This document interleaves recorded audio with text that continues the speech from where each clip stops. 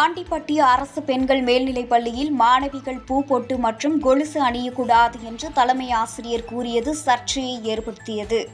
தேனி மாவட்டம் ஆண்டிப்பட்டி ஏத்தக்கோவில் சாலையில் அமைந்துள்ள அரசு பெண்கள் மேல்நிலைப் பள்ளியில் 1000க்கும் மேற்பட்ட மாணவிகள் பயின்று வருகின்றனர். இந்த பள்ளியின் தலைமை ஆசிரியராக ஜெய்சிலி என்பவர் மாணவிகளிடம் நெற்றியில் பொட்டும் தலையில் பூவும் வைக்கக்கூடாது எனவும் காலில் கொலுசு அணியக்கூடாது எனவும் கூறியதாக தெரிகிறது.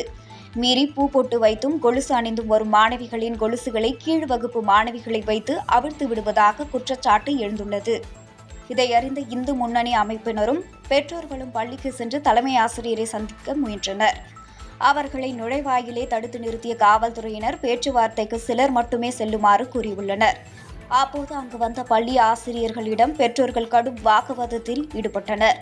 காவல்துறையினர் வேண்டுகோளை அடுத்து பெற்றோர்கள் தலைமை ஆசிரியர் அறைக்கு சென்று அவருடன் பேச்சுவார்த்தை நடத்தினர்.